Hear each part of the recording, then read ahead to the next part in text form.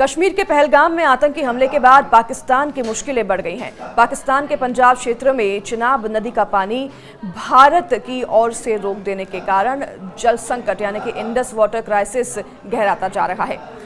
मंगला और तरबेला जैसे मुख्य बांध सूखे पड़े हुए हैं, जिससे कि सिंचाई प्रभावित हो रही है और खरीफ की फसलों की बुआई रुकने का खतरा पाकिस्तान पर मंडरा रहा है। दरअसल चिनाब नदी में भारत की ओर से जल प्रवाह घटने के बाद से पाकिस्तान के सिंधु नदी प्रणाली में पानी की कमी पिछले साल की तुलना में तेजी से बढ़ रही है। हालात तो यहां तक हैं कि मंगला और तरबेला बांधों में जल संग्रहण आधे से भी कम हो गया है, जिससे कि सिंचाई और जल विद्युत उत्पादन दोनों प्रभावित हो रहे हैं। मानसून देर से आने के कारण सिंचाई के लिए पानी की उपलब्धता और भी कम हो सकती है, जिससे कि पंजाब प्रांत के किसानों को भारी नुकसान होने की आशंका है।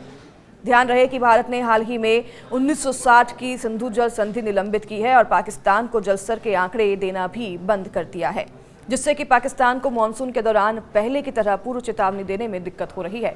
इस कदम से पाकिस्तानी किसानों के लिए खासकर खरीफ की बुआई के मौसम में जल संकट और भी गहरा गया है। पाकिस्तान में इस गर्मी में भीषण तापमान के बीच मानसून देर से पहुंचने की वजह से सिंचाई की समस्या और भी बढ़ गई है। जून के अंत तक मानसून के पहुंचने की संभावना कम है, जिससे कि किसानों को सिंचाई के लिए पानी की भारी किल्लत का सामना करना पड़ रहा है। पाकिस्तान के सिंधु नदी प्रणाली प्राधिकरण ने बताया कि 2 जून 2025 को पंजाब प्रांत में पानी की उपलब्धता पिछले साल की तुलना में 10.3% तक कम हो गई है, तो वहीं कुल पानी की मात्रा 1,28,800 क्यूसेक रह गई है, जो कि सिंचाई के लिए पर्याप्त नहीं है। पाकिस्तान के प्रमुख 2 बांध मंगला और तरबेला, जो कि सिंधु और झेलम नदियों पर बने हुए हैं, आधी क्षमता से भी कम पानी स्टोर कर पा रहे हैं। यह स्थिति जल विद्युत उत्पादन और सिंचाई दोनों को प्रभावित कर रही है, जिससे कि पंजाब और सिंध प्रांतों में खेती संकट में है।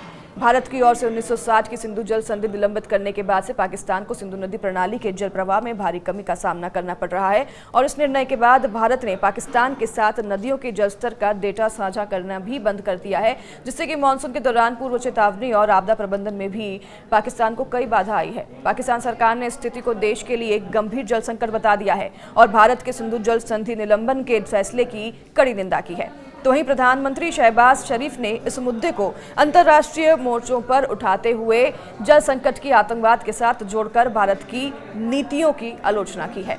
तो वहीं कृषि विशेषज्ञों ने चेतावनी दी है कि अगर जल संकट इसी तरह से बना रहा तो आने वाले महीनों में पाकिस्तान के खाद्य सुरक्षा पर गंभीर असर पड़ सकता है। तो वहीं पाकिस्तान सरकार अब सिंधु जल संकट को कम करने के लिए वैकल्पिक जल स्रोत खोजने और जल संरक्षण परियोजनाओं को तेज करने का ध्यान केंद्रित कर रही है।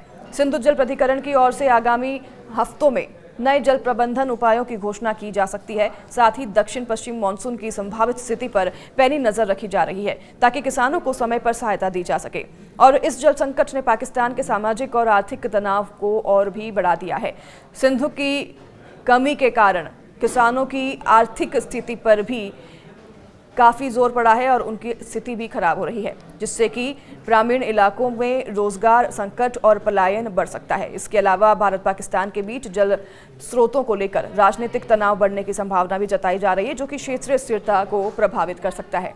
तो सीधे तौर पर आम और सरल भाषा में पाकिस्तान जल संकट से अभी जूझ रहा है और वह गुहार लगा रहा है मदद की, लेकिन भारत ने अभी सिंधु जल नीति पर किसी तरह का विचार करने से मना कर दिया है, यानी कि पाकिस्तान पर जो जल संकट है वो और भी गहरा सकता है आने वाले समय में।